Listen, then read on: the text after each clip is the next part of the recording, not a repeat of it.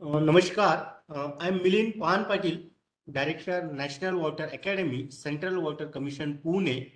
Uh, I welcome to all senior officers from Ministry of Jal Shakti, Department of Water Resources, River Development and Ganga Rejuvenation, officers from Central Water Commission, officers from Central Water Engineering Services, then officers from the Water Resources Department, Irrigation Department of State Government, Union Territories, then officers from the central and public PSUs, officers from the academic institutes like IITs, NITs, Valmis, and other academicians as well as students, then officials from the NGO, media persons. I also welcome to our today's speaker, Shri Vaseem Ashraf sir. Before start this session, National Water Academy Pune has started webinar series on international cooperation in water sector of India. Till date, National Water Academy, Central Water Commission Pune completed about 7 sessions in this series, and today is the 8th session of this webinar series. The topic is Transboundary Cooperation on Water Resources between India and Bhutan. To speak on this topic or to share his actual working experience in Ministry of Department of Water Resources, River Development, Ganga Rejuvenation in B&B wing of Ministry of Jal Shakti. Today with us, speaker Shri Vaseem Ashraf ji. Before I hand over this session to Shri, our today's speaker, Shri Vaseem Ashraf ji, I will first briefly introduce to him. Shri Vaseem Ashraf, he is presently posted as a Senior Joint Commissioner, Brahmaputra and Barak Wing of Department of Water Resources, River Development, Ganga Rejuvenation, Ministry of Jal Shakti, Government of India, New Delhi. Shri Vaseem Ashraf did his BTech in Mechanical Engineering from Jamia Millia Islamia, Delhi in 1995. Then he pursued his MTech in Management and Systems from IIT Delhi in 1997 and also pursued Masters in Environmental Science, Policy and Management from consortium of 4 leading European universities: Central European University, Hungary, the University of Aegean, Greece, University of Manchester, UK, and Lund University, Sweden in the year 2010. After brief stint of 1.5 years as a mechanical engineer at Baruni and Mathura refineries of Indian Oil Corporation Limited, he joined Central Water Engineering Services Group A officers in year 2000 through UPSC Engineering Services of 1998 batch. In Central Water Commission, he worked as an Assistant Director Gates Design, where he responsible for assisting Director Gates in preparation of technical specification, construction drawing, scrutiny of design and drawing of various hydromechanical component of water resources project in India, where he worked till 2005. As a deputy director in Narmada Hydromechanical Design, he worked there about 2005 to 2010. He was responsible for planning and design engineering of projects under Narmada Valley Development Authority, NVDA. Some of the projects for which he worked were Indira Sagar project, then Jobat project, Upper Beda project. He also worked as an executive engineer, Southern River Division Central Water Commission, Coimbatore from 2010 to 2014, where he was also responsible for recording and dissemination of hydrological observation data for 22 hydrological observation stations, implementation of DWR scheme, apart from being responsible for all administrative establishment as well as financial and technical matters of division office. As a director Gates from 2014 to 2018, he was responsible for design consultancy with respect to hydromechanical component of water resources project, appraisal of detailed project report from hydromechanical point of view, scrutiny of manufacturer's design, drawing, preparation of specification and construction drawing. Some of the project for which he worked were DPR of Par Tapi Narmada Link Project, appraisal of DPR of Pancheshwar HE project, Sawalkot HE project, Bursar HE project, then Kiru HE project, Kawar HE project, Kishan Ganga HE project, Kirtai hydroelectric project, Dugar hydroelectric project, Wuj multi-purpose project, Shatut project in Afghanistan, and consultancy for Karkai barrage project, then Kanhar irrigation project, Halun irrigation project, Garudeshwar Weir projects. From 2018 onwards, he is working as a senior joint commissioner in Brahmaputra and Barak wing of Department of Water Resources, River Development and Ganga Rejuvenation, Ministry of Jal Shakti, where he is dealing with matters relating to international cooperation in the field of water resources sector with China and Bhutan, matters relating to hydropower development of Northeast region, and examination of detailed project report of hydro irrigation projects from international angle. As a member secretary, expert level mechanism between India and China, then member secretary for joint group of experts between India and Bhutan. He has been responsible for smooth conduct of these meetings between the two countries, which are held alternatively in India and China, as well as Bhutan, everywhere, every year. Now I hand over the session to our today's speaker, Shri Vaseem Ashraf sir. Sir, kindly start your session, please. Vaseem sir. All right. Can you hear me? Am I audible? Yes, sir, you are audible. All right. A very good morning to all, and thank you, Milind, for the wonderful introduction and giving me an opportunity to be part of this wonderful series on international cooperation of India in the field of water resources with other countries. I would also like to congratulate National Water Academy for organizing the series of this lectures in the field of water resources as in international as well as interstate.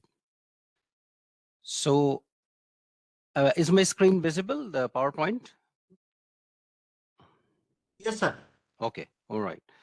So as you know, the today's topic is the cooperation in the field of water resources between India and Bhutan. My name is Vaseem Ashraf. I'm Senior Joint Commissioner, Ministry of Jal Shakti, Department of Water Resources, River Development and Ganga Rejuvenation. I have been in the ministry for the last around more than 5 years, where I have been dealing with the cooperation of India with China and Bhutan in the field of water resources. So I begin my presentation. So this will be my structure of the presentation. I'm gonna talk about a little bit, introduce about India and Bhutan.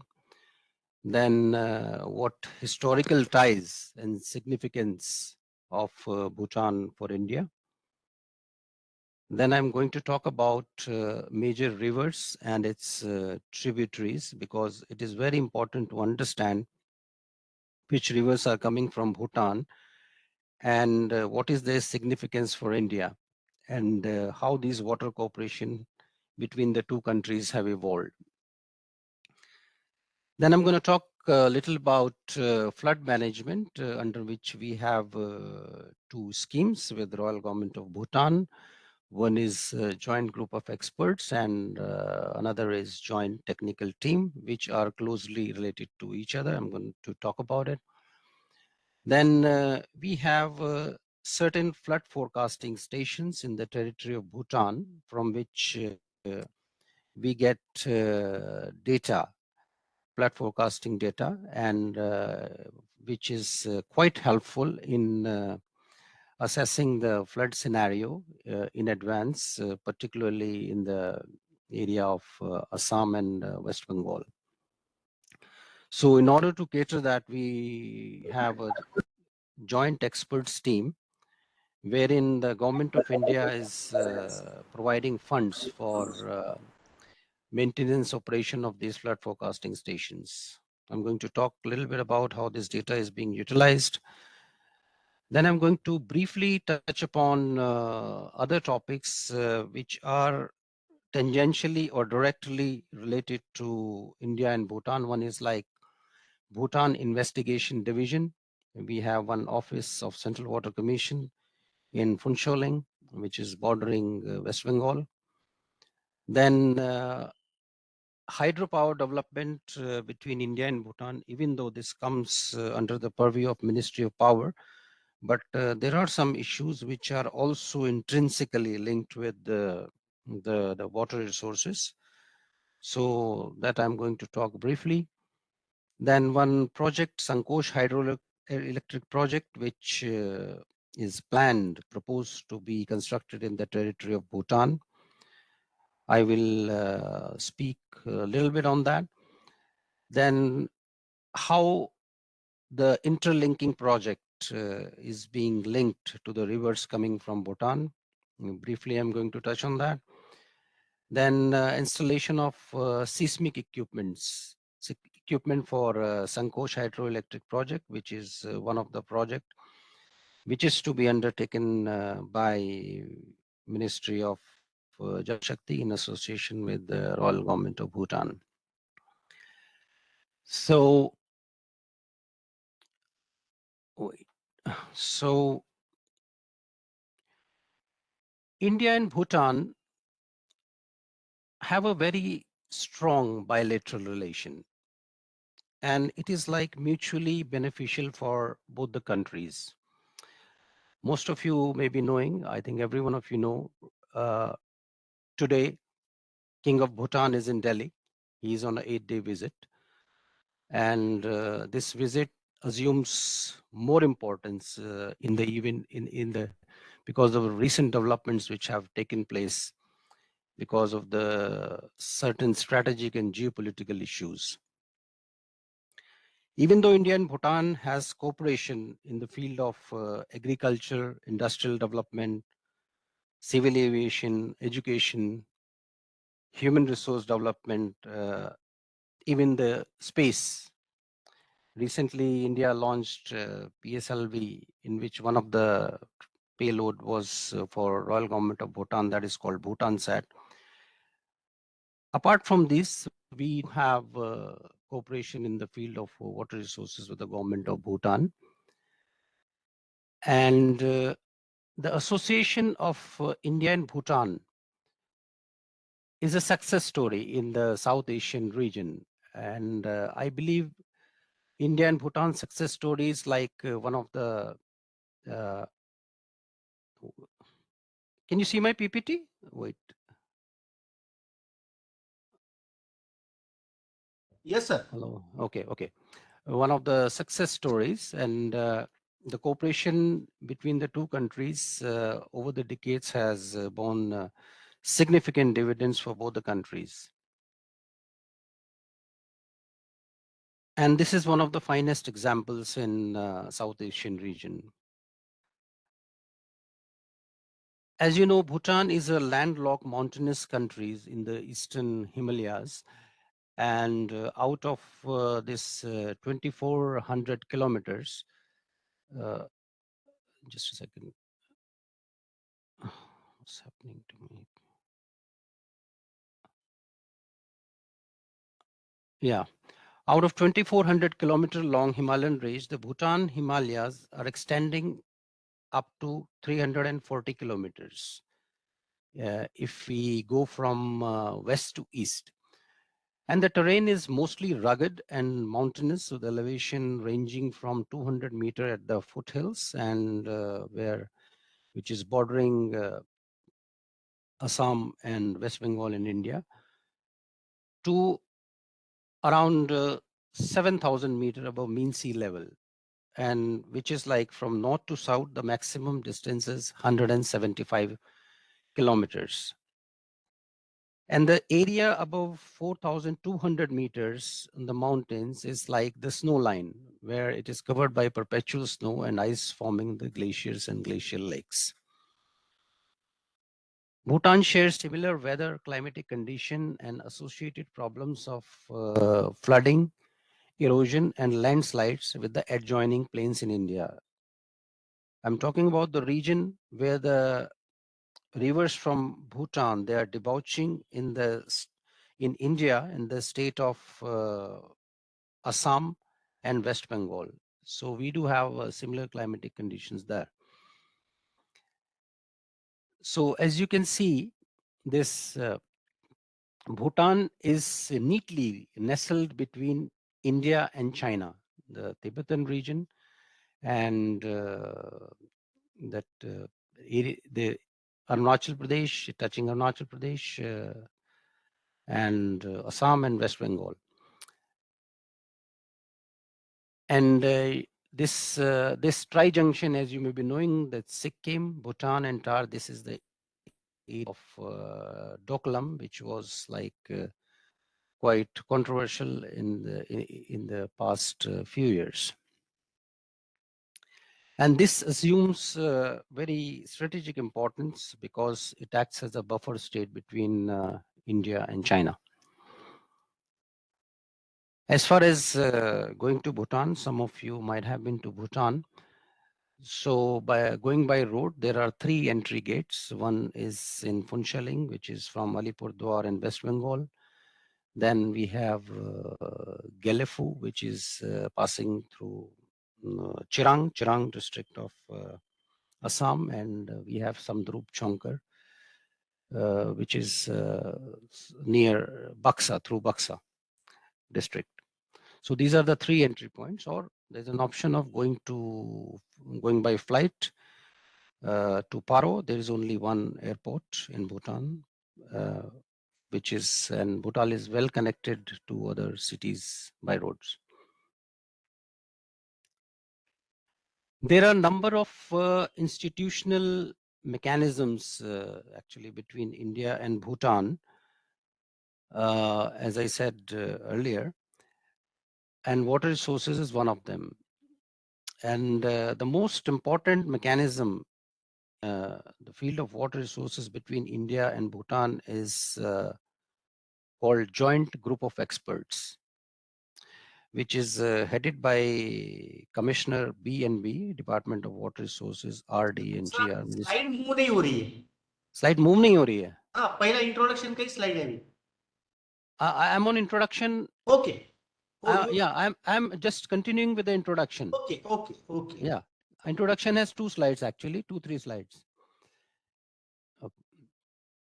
So, and from Bhutan side, we have an institute called National Center for Hydrology and Meteorology, and the team leader of from RGOB side is the director of NCHM.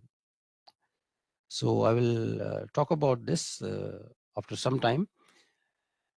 And you may be knowing that Himalayan geology is quite fragile.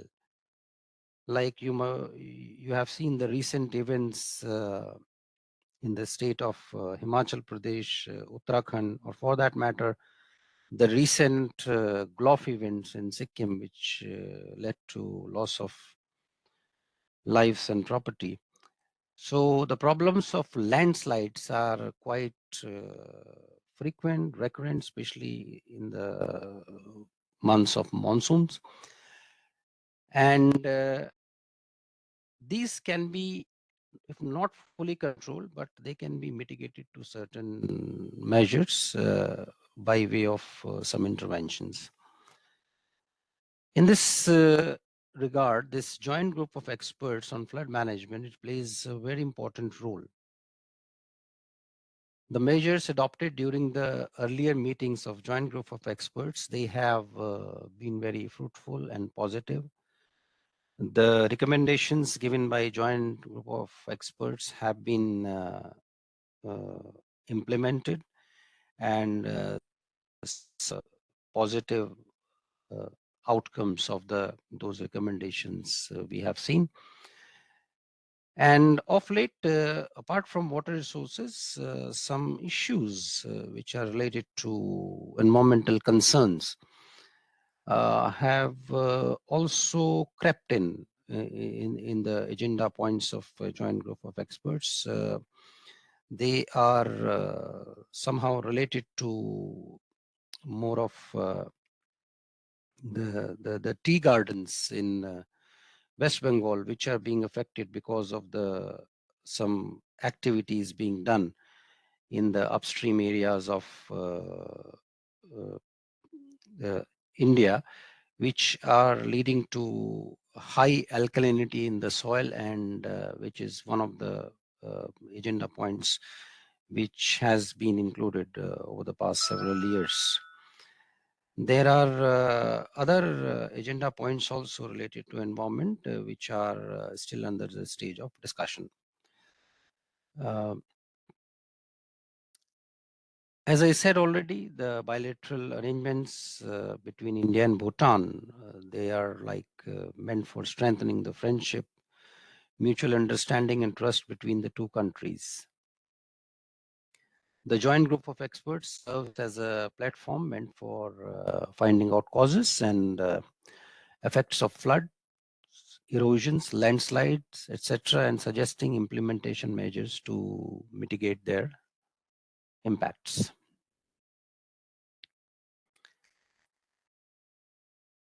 I'm going to briefly touch on diplomatic relations between India and Bhutan. India had formal diplomatic relations since 1968. We had the establishment of a special office of India in Thimphu. Before that, our relations with Bhutan were looked after by our political officer in Sikkim. The basic framework of India-Bhutan bilateral relation is the Treaty of Friendship and Cooperation, which was signed in the year 1949 between the two countries and revised in 2007.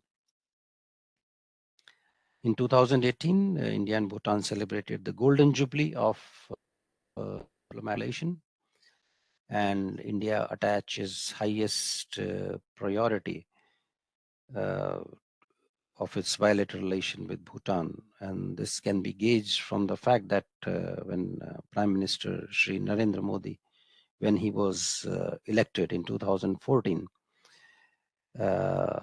the very first country he visited was Bhutan. The special relationship between the two countries are sustained by a tradition of regular high-level visits and dialogues between the two countries.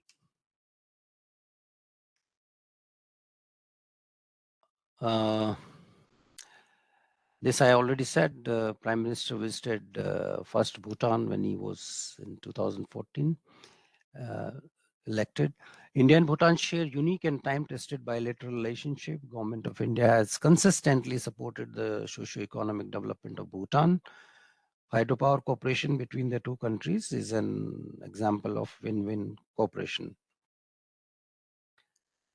And mutually beneficial hydropower cooperation with Bhutan forms core of the bilateral relation between the two countries, even though there are some little issues which are being sorted out.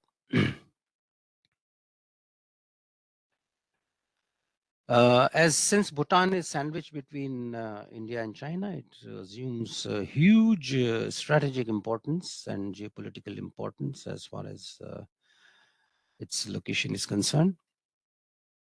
India obviously is lower riparian in respect of rivers coming from Bhutan. And as a lower riparian country, India rely on river water coming from Bhutan for agriculture and the consumptive and non-consumptive purpose. Bhutan is having immense potential in hydropower sector. Government of India is buying electricity from Bhutan and also provides support to Bhutan to develop various other developmental projects known as mega projects because of their enormous size. There are around 60,000 Indian nationals living in Bhutan and employed mostly in the hydropower industry.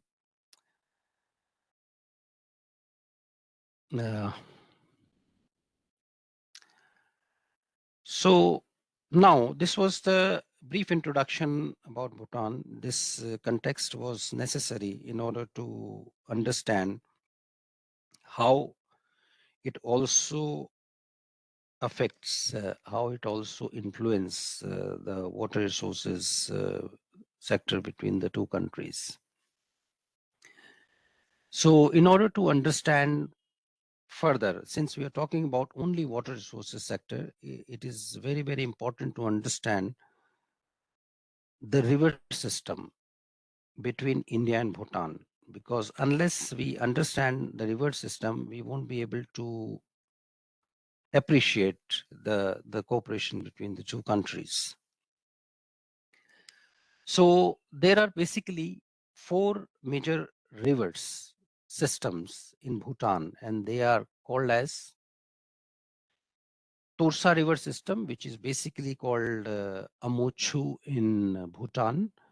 Then we have Raidak, which is called as Wangchu. On this river, we have the first hydroelectric power station of Bhutan built by India, Chukha, that is on Raidak. And we have Tala also on the downstream of that. Sir, excuse me, sir. Yeah. We are still in first slide. It is not. Oh, you are still in the first slide. Yes, sir. Oh, wait. Yes, sir.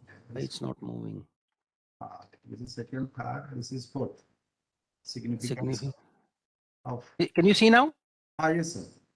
Major rivers Now and moving. tributaries. Yes, sir. Okay. Thank you. Thank you. Okay. Just a second. Wait.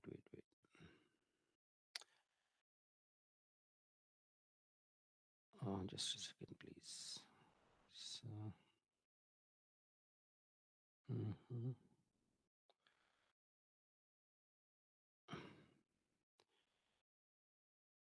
yeah. So there are 4 major river systems: Torsa, Raidak, Sankosh. Sankosh river, which is like on the border of Assam and West Bengal, the river which enters there. And it is called Punasangchu in Bhutan. And we have Manas river, which is basically enters in the area of Assam, in the areas of Baksa, Barpeta, where it is known as Beki, and there's another stream which is on the western side of Beki, that is called Manas. Punasangchu is one of the longest river in Bhutan, with a length of about 250 kilometers. The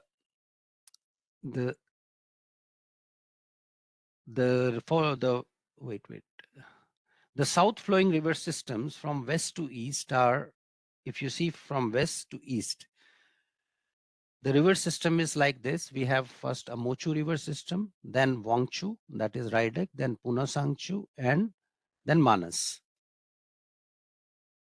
Except for Amochu, the river system are joined by tributaries of appreciable size. The major tributaries are Hachu, Parochu, Thimpuchu. They belong to Wangchu River Basin. Then Mochu, Pochu, Dangchu. They belong to Punasangchu River System. And Mangdechu, Chamkarchu, Kurichu, Drangmechu. They belong to Manas River System. Chu basically means river in Bhutan. So all the rivers, they have this suffix chu. Now, this is the graphical representation of this river system. As you can see, first Amochu, then Wangchu, Punasangchu, and Drangmechu. And one important thing to note in this river system is that as you grow from west to east, the drainage area increases, not exponentially, but quite substantially. So a Mochu river system has the least drainage area. Then come the next Wangchu, which is higher than that, not necessarily in the geometric progression, but Drangmechu river system is one of the heavily flooded river system, especially in the monsoon.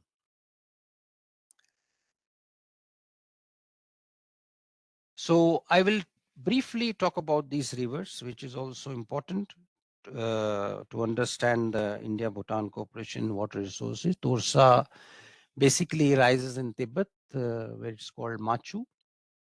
It is the smallest river system in Bhutan. It is 358 kilometers long. It enters Bhutan through its western parts, as I already stated. It is known as Mochu. It flows through Phunsheling. Phunsheling is the area which is the first district of Bhutan when you enter from Alipurdwar through the area of Jaigaon. And then this river goes into West Bengal, Alipurdwar and Kuch Bihar. Alipurdwar comes first and Kuch Bihar is further downstream.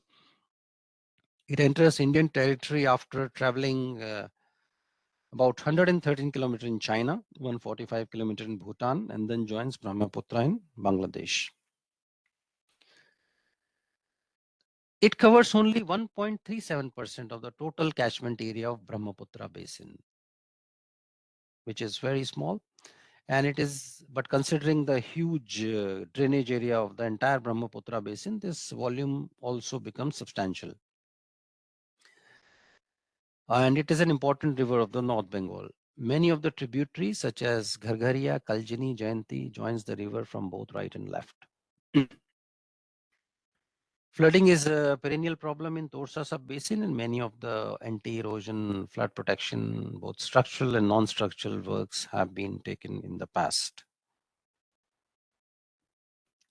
The next is Raidek River. Raidek river system is also called Wangchu in Bhutan, and it flows through Bhutan, India, and Bangladesh. It is one of the main river in Alipurdwar district in India. There are two rivers called Thimpuchu, which passes through Thimpu, and one is Parochu, which passes through Paro. When these, both of these, they combine together, the river is called as Wangchu. It is fed by glaciers in the Tibetan region, and total length is 360 kilometers. It originates from Tibet and covers some major valleys of Bhutan, including Paro, Thimpu, and Ha Valley. It is considered as a lifeline of the West Central Bhutan. Sankosh, many of you might have heard about Sankosh hydroelectric project, which is proposed to be constructed in Bhutan. There is this river is called Mochu in Bhutan, and also known as Punakha in its upper reaches, rise in the Great Himalayan region, also called as Puna Sangchu in Bhutan, after the confluence with the Pochu River. There are two rivers, Mochu and Pochu. Himalayan glaciers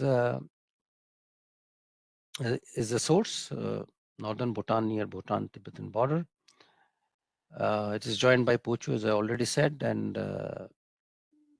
the total length of the confluence after confluence is 320 kilometers.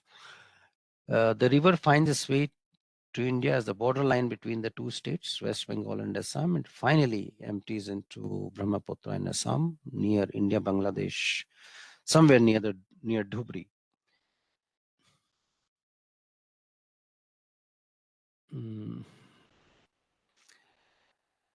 Then Manas river system, this is also called as Drangmechu, because Drangmechu river system is what we have Manas in India. All the rivers which are there in Drangmechu, ultimately they drain into the state of Assam. The Manas and its branches includes all tributaries, the largest river system in Bhutan. It originates from the West Kameng district in the state of Arunachal Pradesh and enters Bhutan through Trashigang. The total length is 400 kilometers. But Rangmechu river system is not just one single stem, but it has a number of tributaries, and it is like a crisscross of many rivers. Even if when you happen to see this on a Google map, you will be confused which river is going where. It is a highly complex system, and ultimately it branches into two main stem and it enters India. It covers Trongsa Valley and Bumtang Valley and broadly covers the district in eastern Bhutan. I mean, this might sound a bit confusing, but it's not very important to understand. The whole point to understand here is that the river system is indeed very complex, and in monsoon season, they cause a lot of havoc and cause a lot of damage also, and sometimes.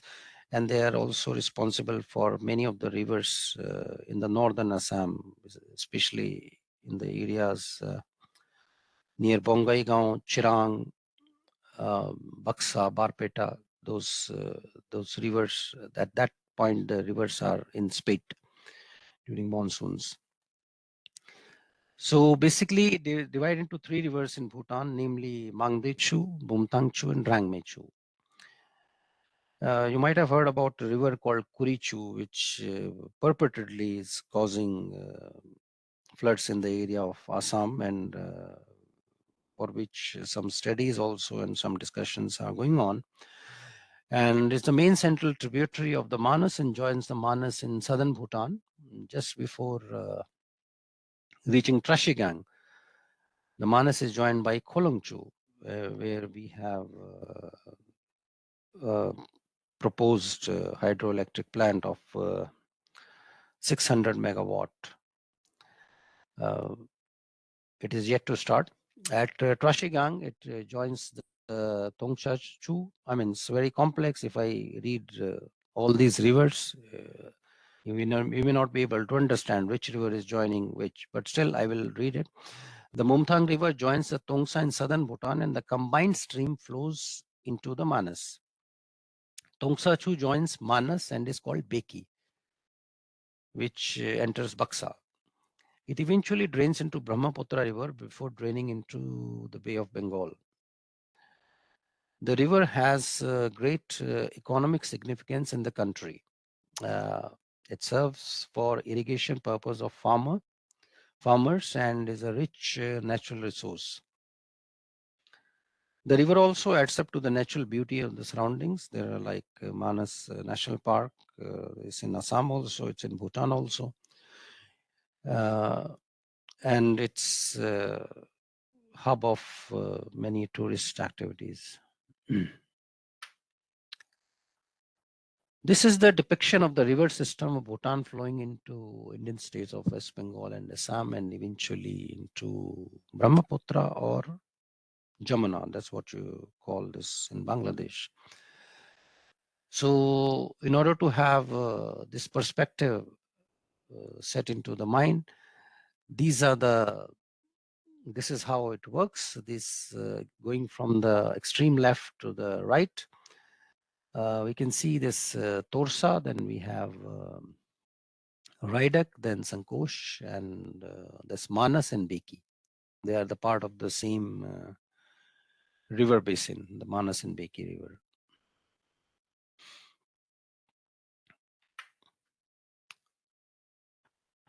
Now we come to flood management. What this water resources between India and Bhutan, basically everything revolves around flood. So flood pose serious issues in the states of West Bengal and Assam every year. Rivers from Bhutan contributes to this flood apart from other rivers in Brahmaputra basin. Like if we talk about even the Indian territory, the rivers are here also, they contribute a lot in the flood of Assam. The northern parts of West Bengal, Darjeeling, Jalpaiguri, Alipurduar, Kuch Bihar, etc., and some parts of Assam are affected by flash floods through the major rivers like Jaldhaka, Tursa, Raidak, Sankosh, Ai, Manas, and Putimari from Bhutan. This is as we go from west to east. These rivers, after flowing through the northern parts of West Bengal and Assam, meet Brahmaputra, Jamuna. It's called in Bangladesh. All these rivers are seasonal and active only during the monsoons. What are the main causes of flood in these rivers? Basically rainfall, flooding, and subsequent deposition in these rivers occur during high intensity and low duration rainfalls. Like the entire northeastern area, we do have rainfall ranging from 3,000 to 4,000 mm every year. Similarly, here also, it's a heavily inundated area, and it's high intensity for low duration.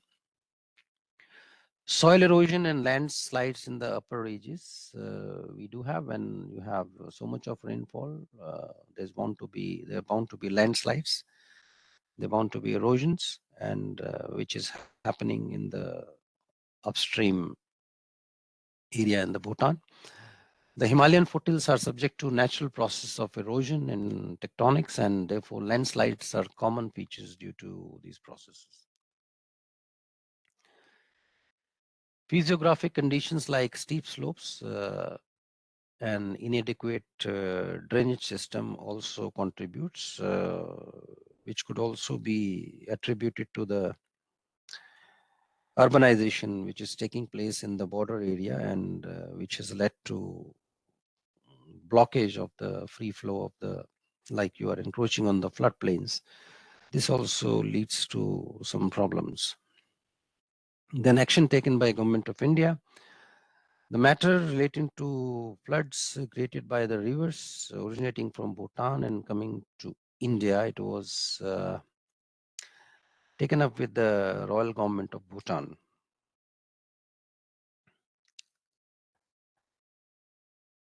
Now, main points what we have between India, Bhutan, cooperation on water resources. As you know that with other neighboring countries like Pakistan, we have Indus Water Treaty. With Bangladesh, we have Ganges Water Treaty. With Nepal, we have Mahakali and Sharda Barrage, Tanakpur Agreement. We have several series of agreements with them. China, we have expert level mechanism, but there is no treaty. With Bhutan, also we do not have any treaty as far as water resources is concerned. Further, there is no MOU also on water resources between the two countries. We have some institutional mechanism which has been agreed between the two countries. And these mechanisms are basically three. One is a joint group of experts, which is at the apex level. Number two is a joint technical team, which is like subsidiary to joint group of expert, and basically it is assisting joint group of experts as far as field visits are concerned. Then we have joint experts team, which is basically dealing with the flood forecasting network in the region of Bhutan. Any other cooperation, negotiations, agreements, they are relating to water and power are facilitated through diplomatic channels, mainly Ministry of External Affairs, by the concerned ministries such as Ministry of Jal Shakti, anything related to water resources, and Ministry of Power, anything related to hydroelectric projects, even though there are certain commonalities as far as hydroelectric projects are concerned, in which water resources is also involved. As far as construction of the dam is concerned, or studies relating to the or clearance of the projects, DPR clearance from the various angles needs to be cleared. Now we come to the first mechanism, which is called as a joint group of experts between India and Bhutan. This was constituted in the year 2004. The Indian side of joint group of experts is headed by Commissioner Brahmaputra and Barak, Ministry of Jal Shakti, Department of Water Resources, RD and GR. So what does JG basically does? It is related to flood management, covering in its ambit like landslides, erosion, sediment management between India and Bhutan. And then after observing these problems, they recommend mutually acceptable solutions for their remedy. Other issues related to environmental management and pollution related to rivers are also covered, but they are not the main focus of attention, with a view to find their mutually acceptable solutions. 9 meetings of joint group of experts have been held so far. The first meeting was held in 2004, November, and the last meeting was held in January 2020 at Punakha, Bhutan. Because of the COVID and also some civil services reforms exercises being carried out in Bhutan, the 10th JG could not be held so far, but it is going to be held soon. During these meetings, remedial measures are deliberated upon to be undertaken in the border areas of Bhutan to tackle the problems of flood and erosion. 10th meeting we are proposing to be held in Delhi during 22 to 23rd November 2023. So these are basically the terms of reference for joint group of experts as agreed between the two countries. This I have produced here as verbatim to discuss and assess the probable causes and effects of the recurring floods and erosion in the southern foothills of Bhutan and adjoining plains in India, and recommend to both the governments appropriate and mutually acceptable remedial measures. JG may meet regularly as the need arises, but at least twice a year. Once before the monsoon and once after the monsoon. This is as per terms of reference, but normally this does not happen. As you can see, it was formed in 2004, and so far only 9 meetings have been held. So it's not hard and fast. As and when it is convenient for both the countries to have a meeting, they meet and discuss all those issues. Those of you who are not very familiar with, I hope all of you are actually, not familiar, what are the foothills of Himalayas? Foothills of Himalayas are basically the lesser Himalayas, the foothills. And as you know that Himalayan ranges, they have like greater Himalayas, middle Himalayas, and lesser Himalayas. So when these are forming the boundary between the Assam, West Bengal, and Bhutan. So these rivers, when they rise in the higher elevations and when they debouch in India, they come with a lot of ferocity and they have a huge velocity, and it causes a lot of erosion and also the landslides. In the first meeting of joint group of experts, there were field visits to the affected areas were made, which included sites which are prone to the landslides. When I'm talking about sites prone to the landslide, they are basically the sites which are near the Indian border. And almost all of the sites in the Phuntsholling area of Bhutan, where any landslide, erosion, or any kind of pollution-related issues, it has a direct bearing on the Indian sides in West Bengal and Assam. For Assam, we have this Manas river system where this rivers which is Beki and Manas, which are causing some issues related to flood and sediment in the areas of Baksa and Barpeta and Shillong. There are a lot of issues which affect both the countries, landslide erosion, sediment deposition, which could not be controlled but can be managed through providing technical solution.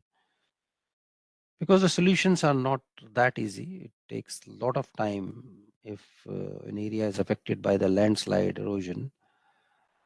And sometimes the methods which have been adopted are successful, sometimes they're not, depending on the geology, the type of soil, or maybe this velocity of the river at which it impinges on the banks of the river. There's so many factors which come into picture before we decide whether what kind of remedial measures should be adopted for controlling this menace. These issues were deliberated in the first meeting of joint group of experts, and based on the discussions, it was felt that a more detailed technical examination is required. So this is the ninth joint group of experts, which was held in Punakha, signing of the minutes. Then we have a second mechanism that is called joint technical team.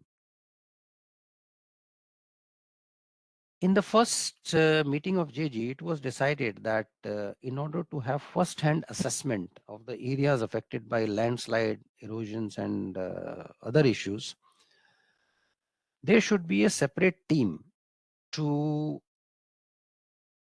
conduct these field visits and submit its report to joint group of experts. So accordingly, the joint technical team was constituted. Initially, it was led by member PID North Bengal Flood Control Commission. The purpose of JTT, as I said, to assess the field situation and provided technical support to joint group of experts. Its first meeting was held in April 2005 and the report was submitted in 2006.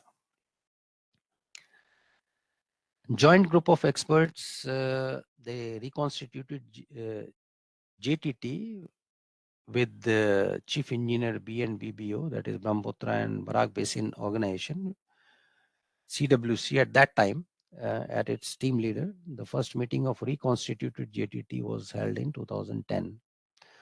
Sixth JTT meeting was held in Jalpaiguri. In every JTT meeting, it is endeavored that we visit the affected area, especially when it happens in Bhutan, because many of the sites which have been affected, they are in Bhutan. In India also, we have the sites which have been affected by erosion. They are also visited. We make effort to visit those areas which are in India because of the effects of the rivers coming from the upstream. JTT was again reconstituted because earlier Central Water Commission had only one chief engineer in northeastern area, and in 2020, when we had separate chief engineers from Brahmaputra and Barak, then accordingly the JTT was also reconstituted, and seventh reconstituted JTT was held in Phuentsholing, Bhutan, recently in 6th October. And in this meeting, there are certain four affected areas were visited, and Royal Government of Bhutan showed the kind of remedial measures which have been taken and how effective they are. These are the terms of reference of joint technical team. Again, I have produced here as verbatim, so that you can see like what kind of works are being done. So most of the sites you may not be aware which are written in this, because they all are in Bhutanese side, and those who have been associated with Bhutan in some form may recognize some of the sites which have been mentioned here. So one of the important activities which has been carried out is to compile a map showing the river systems common to India and Bhutan, which has been done by Survey of India, and it has been completed. So these common river systems will give both the countries a better understanding of the rivers and how they are spread, and what best could be done for further improving the rivers, the erosion, landslide, and other related issues uh, on the rivers coming from Bhutan to India. Then one important part is the assessment of sediment load and its impact on the rivers. There are uh, these are the name of the rivers: Rethi, Dimdima, Pagli, Halong, Ramatang, Gangotia, Jayanti. Then similar studies of sediment load and impact assessment are carried out for streams flowing from Bhutan into Assam, which are being identified by GTT based on the field visit. Some of the uh, rivers for which sediment studies have been completed or partially completed are like Manas, Dhansiri, and Puthimari, in which Royal Government of Bhutan are also doing some studies, and Government of Assam is also collecting data and doing some studies. So JTT also recommends remedial measures for those rivers which have accumulated considerable sediment load. Then there are causes of landslide and flooding, remedial measures for several areas in the Phunsheling, Barsachu, Bhavani Jora, Omchu, and other slides. Then stability assessment for various sites, and remedial measures are also undertaken on short and long-term basis with the objective of flood prevention and erosion control. Specific studies required for purpose along with recommended modalities are to be referred to JG for necessary consideration. Again, JTT, as it said, would meet once in 6 months, but this rarely happens, and as and when it is convenient for both the countries, the meetings are held. This is the recently concluded 7th Joint Technical Team meeting held in Phunsheling. It was led by Chief Engineer Brahmaputra Basin Organization, and from their RGOB side from NCHM. So the issues, main issues are this, which are discussed in a nutshell. I'm not going much into detail. What are the things in detail which are discussed? Preparation of digital maps, they have been completed, but they are to be formally shared with the government of Bhutan after understanding how do they work. Sediment load analysis of Dhansiri, Puthimari, and Manas, which is an ongoing project. Landslide erosion in Rethi and Sukriti area. Some of the areas, these areas, we have been told in this meeting on the 7th JTT that it has been stabilized.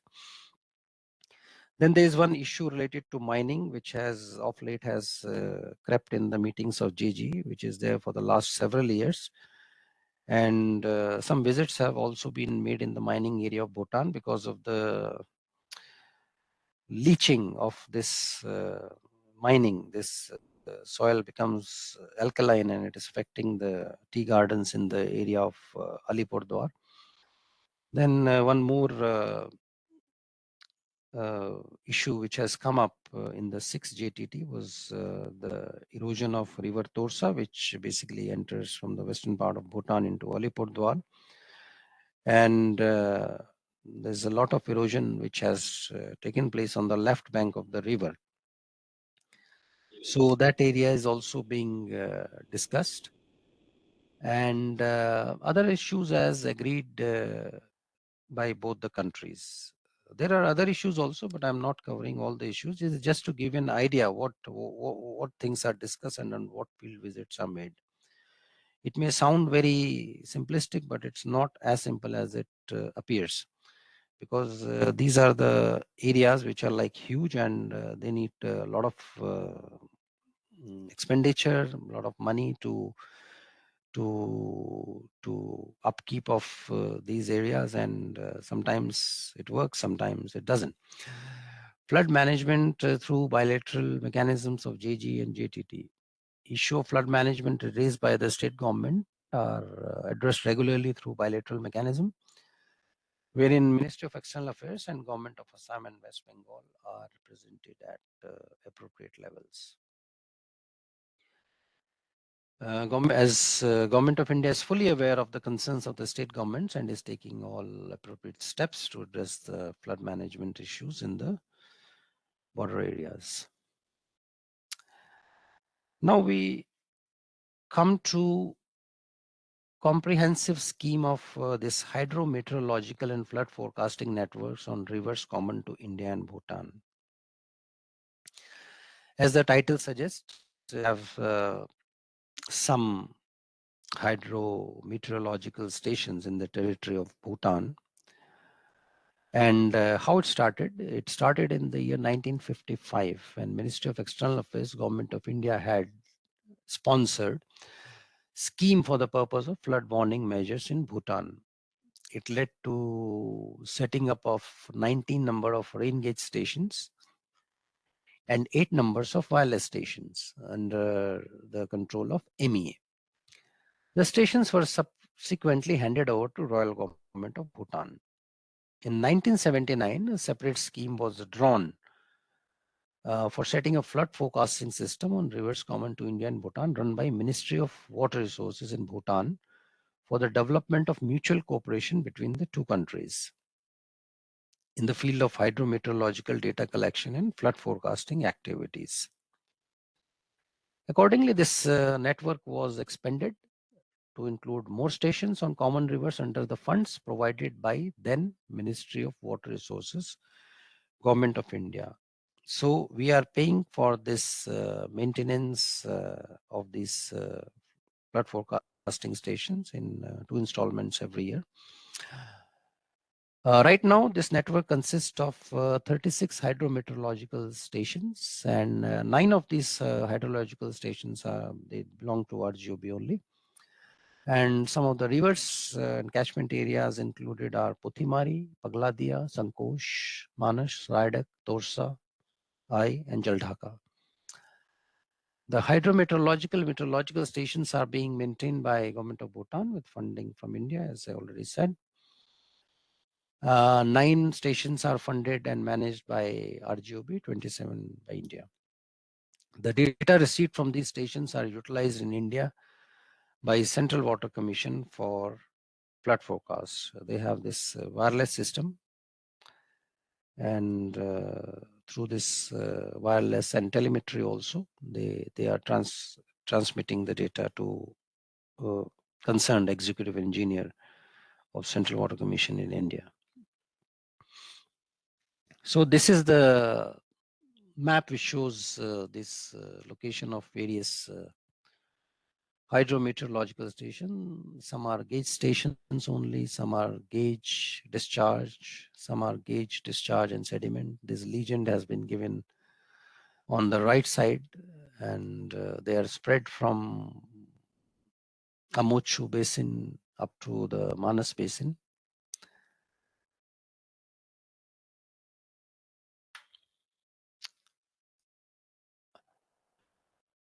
This I already stated, they are funded by Government of India.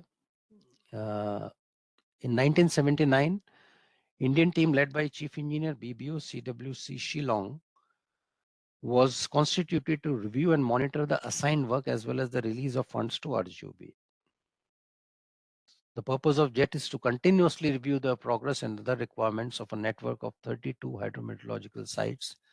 Actually, it's 36, not 32, wrongly written. Catchment rivers of Puthimari, Pagladia, Sankosh, Manas, Raidak, Torsa, Ai, and Jaldhaka. JET is now headed by Chief Engineer, Tista and Bhagirathi Damodar Basin Organization, CWC Kolkata, after its reconstitution in 2019. JET has met 37 times alternately in India and Bhutan. The 37th meeting of JET was held in Punakha during 11th to 12th April 2023. Again, I'm reproducing here the terms of reference of JET. Those who are interested in reading, all of them you can read. To formulate program for 5-year plans for continuation of improvements of ongoing scheme.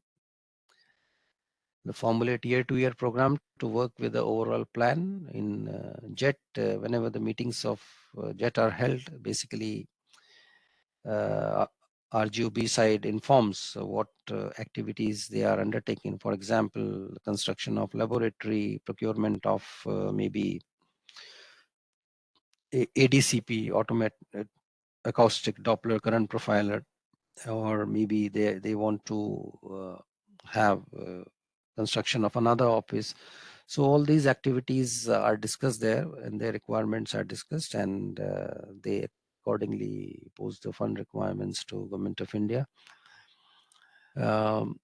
So basically, to review the progress of works vis-a-vis the program laid down, and to recommend the releases to be made to the RGOB on the basis of progress achieved and likely to be achieved after discussions, random general checks. Also to look into any other specific point related to scheme which may crop up from time to time. JET would normally meet twice a year, once before the commencement of the monsoon, once after. In the last 2 meetings have been held in the last 1 year, and another is going to be held shortly. So this is the signing of minutes of 37th JET meeting, which was held in Punakha on 12th of April 2023.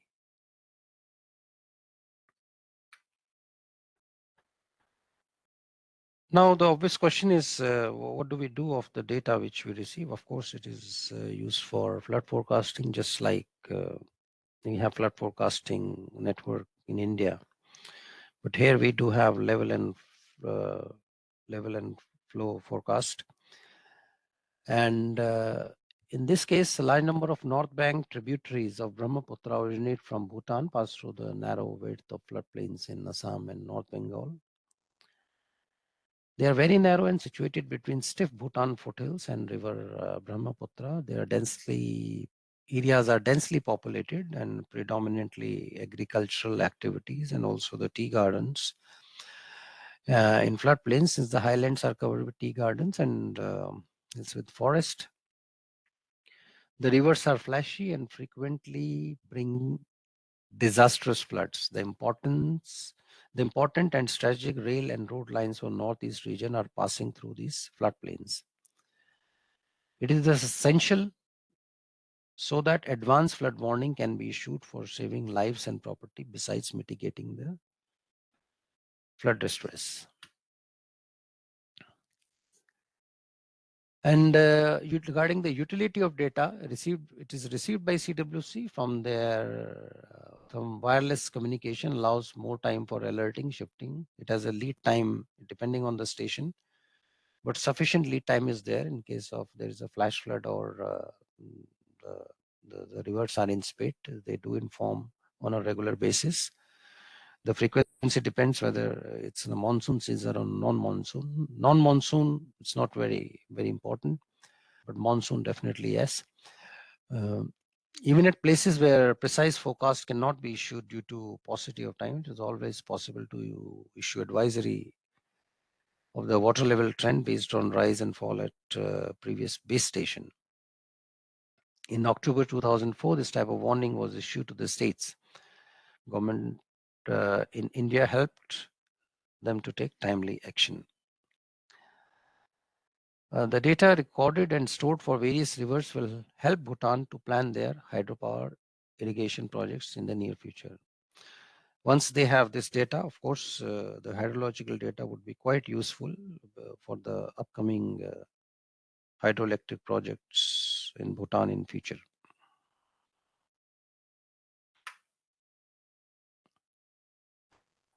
Okay, so basically, I have spoken about the water resources mechanism which we have with the Royal Government of Bhutan, that is a joint group of experts, joint technical team and joint experts team. This is the gist of what cooperation we have.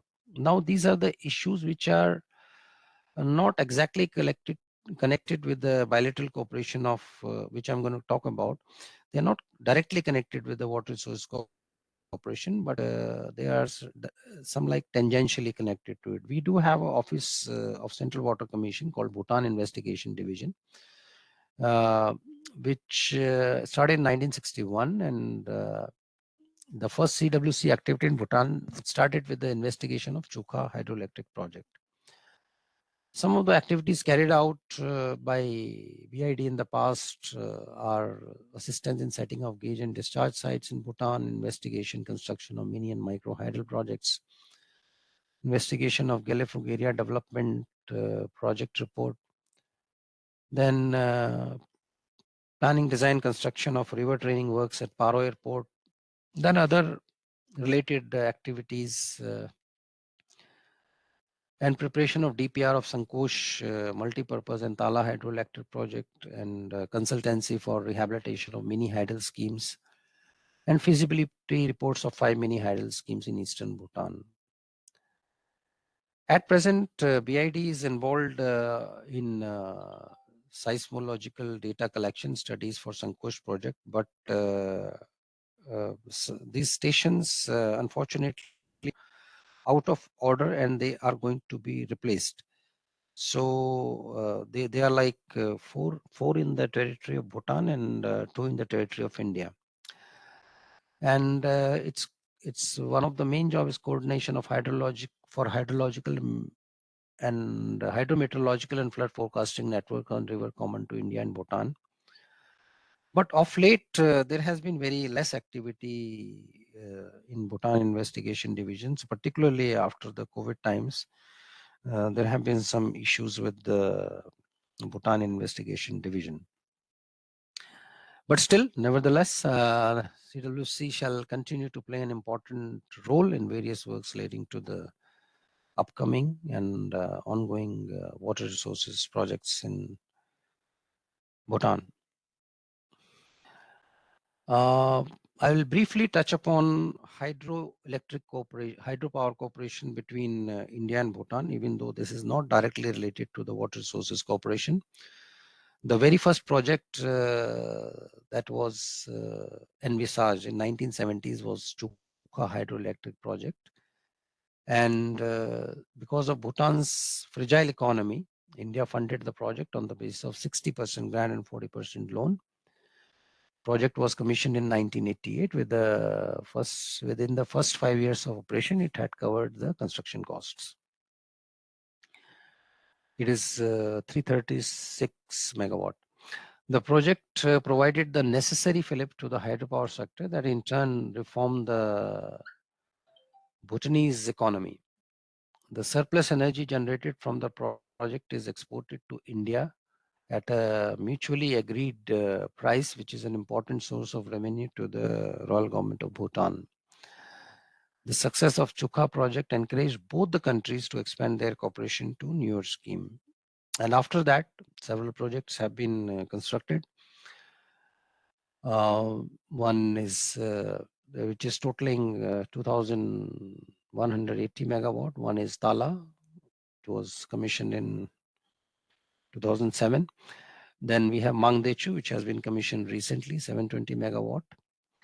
And we also have a Kurichu, a small run-of-the-river scheme in the Rangmechu River system, which are operational exporting surplus power to India, and 3/4 the power generated exported and rest is used for their own consumption.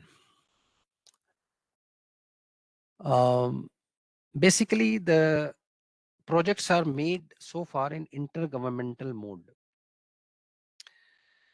And intergovernmental mode is basically like loan and grant. Earlier there used to be like 60 and 40 grant, but slowly this has been changing.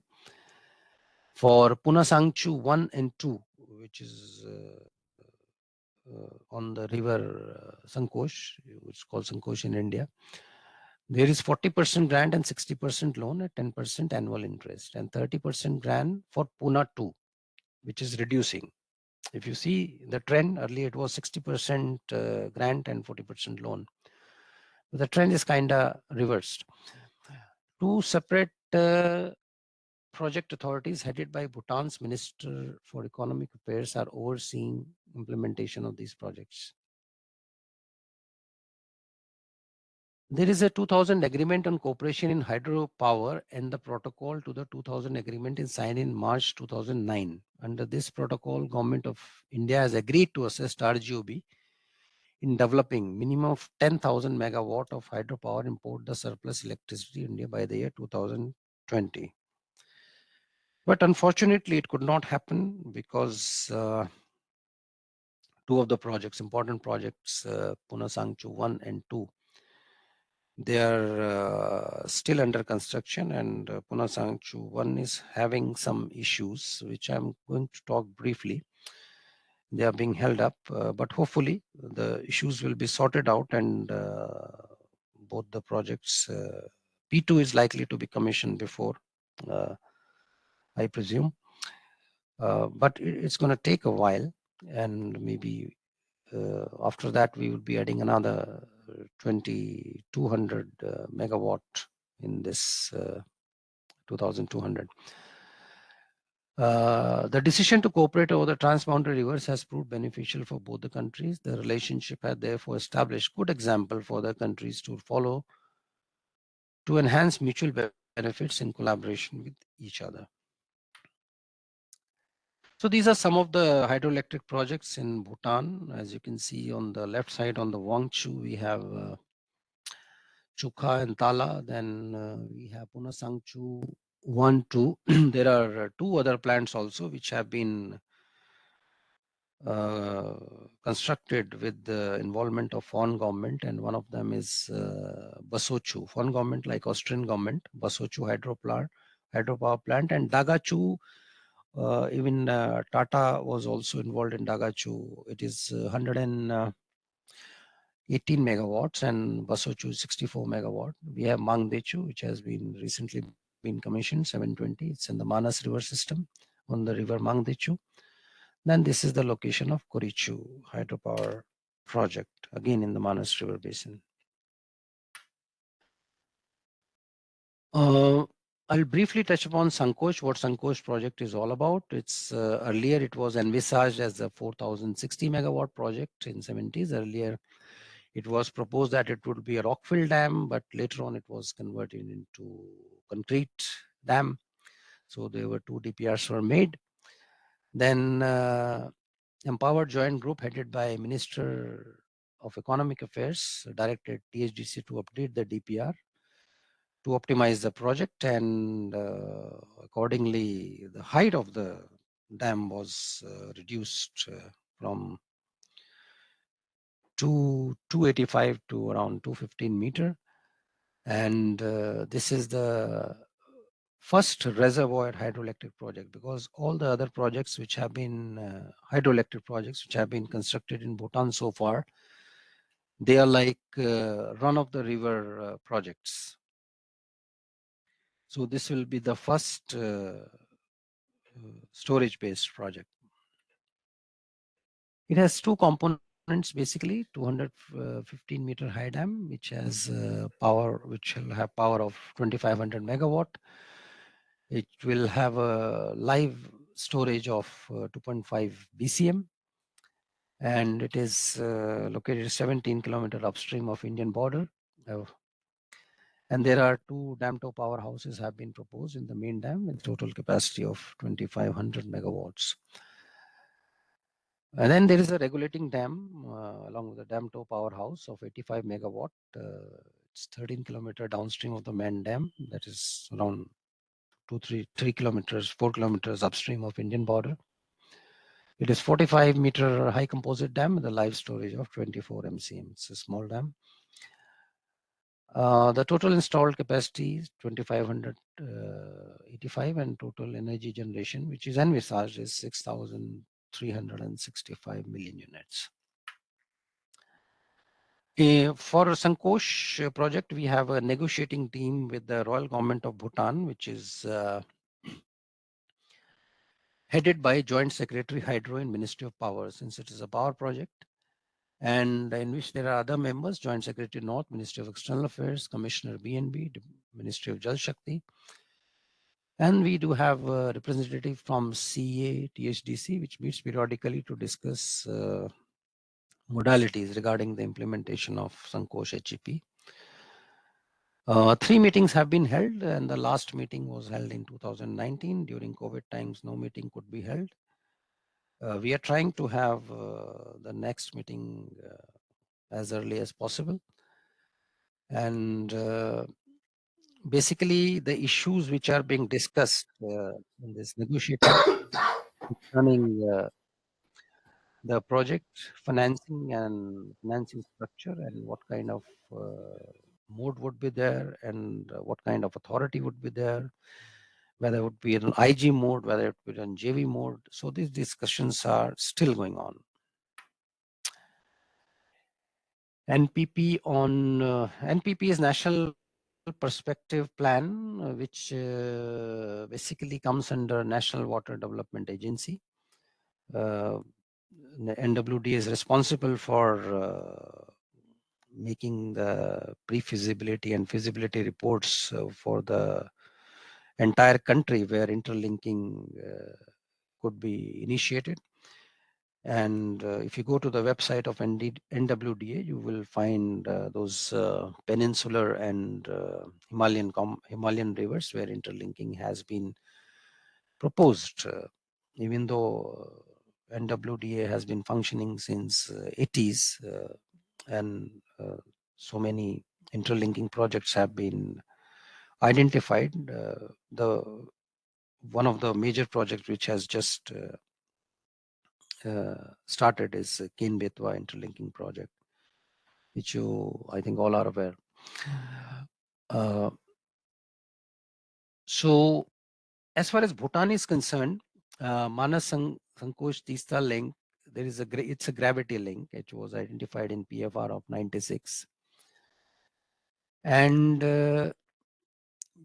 if you go from east to west, we have Manas, Sankosh, Tista, and Ganga. There is a proposal to link. I'll show the diagram on the next page. Manas Sankosh Tista Ganga link canal project envisaged diversion of surplus waters of Manas and Sankosh river with supplementation from the immediate major streams for the benefit of augmenting the flows of Ganga at Farakka, and further transfer to water short areas of Krishna, Pennar, and Kaveri basins, and providing irrigation facilities to the en route command structure. Quite ambitious. This link comprises of 2 dams on rivers Manas and Sankosh inside Bhutan territory, and gravity flow canal length of 457 kilometers for diverting water to river Ganga upstream of Farakka barrage. So there have been some recent developments as far as Sankosh, interlinking of rivers are concerned, and particularly relating to Sankosh hydroelectric projects. Because for undertaking the interlinking, this construction of dam is necessary. Without that, it would not be possible, because we would have a control flow, and through this control flow, we can have this interconnection of the rivers. So there are 3 main issues which are being undertaken at present. And one of the issues relating to the studies, how much cost of the project will be apportioned to the power component, and how much will it go to the water component. So some studies are being carried out regarding that, and studies relating to flood inundation mapping. What impact this project will have on the downstream side in India, for around 80 kilometers. Those studies are being proposed. So far, no decision has been taken, but hopefully it will be done. Then the canal alignment from the regulating dam, which are to be constructed, and what would their arrangement would be. They are being explored by NWDA, and they are in the process. So this is Manas Sankosh Tista Ganga link project. This is from NWDA. If we have a Manas dam on the Manas river, then here, then next is Sankosh, then Tista. This is the Tista barrage. This is the Mahananda barrage, and from there the Ganga link would be there, and from there it will go to the southern India. Then there's one activity which is being planned and which is being held up for quite some time. And for this Sankosh project, we require seismic data, long-term as well as short-term. And there is a committee of experts who have been proposed to go to RGOB to take up this matter, and this process is under the purview of Ministry of External Affairs right now, and soon a decision in this regard may be taken. And there are 6 seismic equipment which are to be installed, 4 in the territory of Bhutan and 2 in the territory of India. So this is the area I'm talking about, where this Sankosh Punasangchu river is coming, and this area 4 seismic equipments, as you can see in the green area, this area where this will be, and 2 as you can see in Komargam and this Kalyan Khuti, this area are proposed to be constructed. The one which were constructed, which were installed already, they are not working. And lastly, I would tell a little bit about Punasangchu hydroelectric project. As you know, Punasangchu hydroelectric project 1 and 2 on river Punasangchu. They are run of the river scheme Punasangchu 1, and 130 meter high above the deepest level. It was construction started in 2008. It was scheduled to be completed in 2015, but right abutment of the dam, it slid in 2013, and stabilization work started in December 2013. Another slide happened in August 2013, and downstream of the dam axis. All the major works except the construction of the dam have been completed. CWC had been providing the design consultancy in association with WAPCOS. In 2020, NHPC proposed a barrage structure 825 meter upstream of the dam axis. A committee was formed to review the NHPC's proposal and concluded that barrage is not feasible on techno-economic grounds. In the meantime, RGOB Suomoto engaged one organization called Messrs. Stucky, Switzerland, for preparing DPR of the proposed barrage. In the further, Ministry of Jal Shakti, DoWR, RDGR constituted an independent committee in 2022 headed by Shri D.K. Sharma, who is chairman, Himachal Pradesh Electricity Regulatory Commission, and also associated with ICOLD in the past and INCOLD present, to review the Messrs. Stucky DPR along with the technical evaluation of CWC. Independent committee held discussions with CWC, PHPA, NHPC, and Stucky. In their report, IC concluded that barrage DPR is not feasible and has structural, geotechnical, and operational issues that cannot be addressed. Due to pending decision on construction of dam barrage, the work is on hold at the present dam site. In the meantime, 8-member intergovernmental group has been constituted to review and conclude on the dam versus barrage issues. IJG presented its findings to both the governments at New Delhi on 14th of August. Finalization of the minutes of the meeting are being supervised by MEA. They have still not been finalized. However, in that meeting, it was decided that any technical issues, mainly relating to some shear zone area of Punasang Chuan HEP, are being handled by a technical coordination committee, which is being headed by member Hydros Central Electricity Authority. So still the decision has not been made, but hopefully another couple of weeks or maybe couple of months, this project will see light of the day. Thank you. Thank you so much. And this is a poster from a movie called Lunana. Some of you might have seen. Those who have not seen, you may see. It's a beautiful movie on the life in Bhutan, especially at the higher elevations. Thank you so much. Thank you, sir.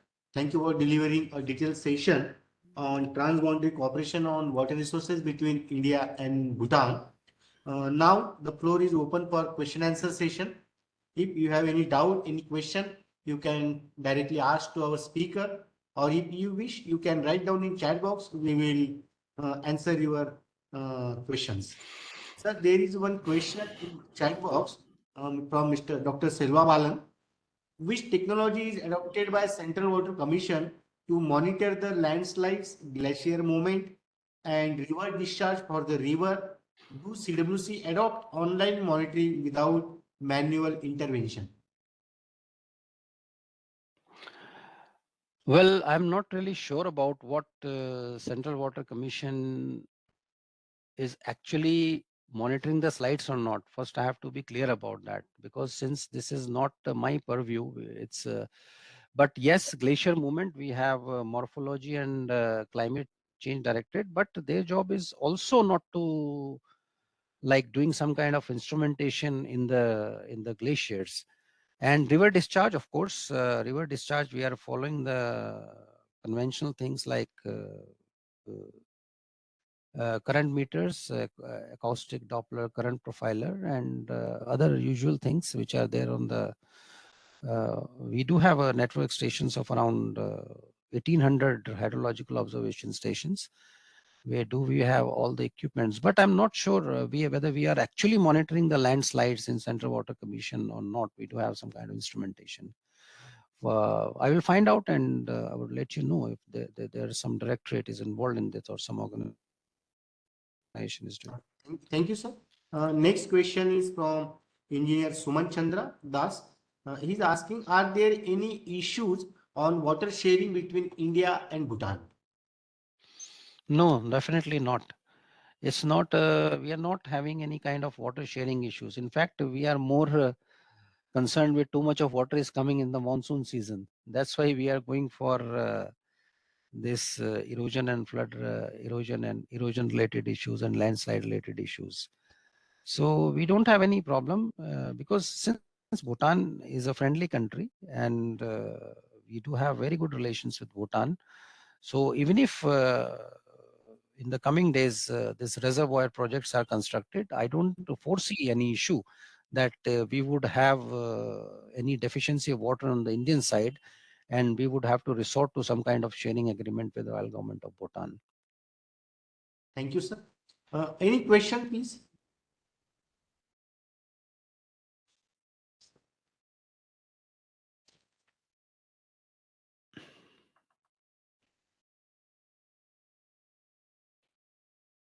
Any more questions, please?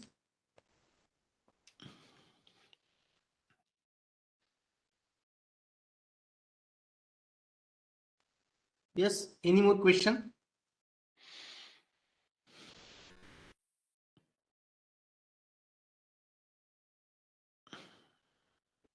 If there any question, kindly ask. Otherwise, we will conclude the session.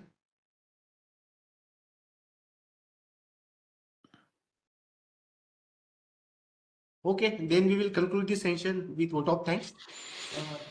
On behalf of National Water Academy, Central Water Commission, Pune, I extend my heartfelt gratitude to all esteemed participants who have joined today's webinar session.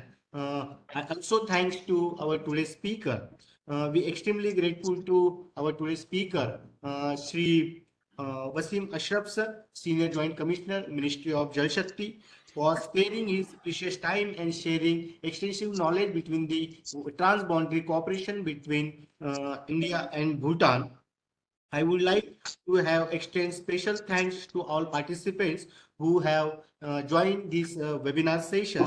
I would like to express our sincere gratitude to Secretary Ma'am, DoWR RDNGR, Shri Kushwinder Ora Sir, Chairman Central Water Commission and ex-officio Secretary to the Government of India, Shri D. Chaskar Sir, Engineer and Head of National Water Academy, CWC Pune. Further, I express my sincere gratitude to our dedicated team at National Water Academy CWC Pune, who is organizing this, who is supporting to organize this webinar series. Thank you once again, everyone. Now, our next session will be on 30th November, and the topic is transboundary cooperation on water resources between India and China. To share his experience on this topic, the speaker will be Shri S.K. Sinha sir, Commissioner Brahmaputra and Barak Wing, DoWR RDNGR, Ministry of Jal Shakti, New Delhi. Okay, thank you. We will meet on next Monday on 13th. Thank you. Namaskar.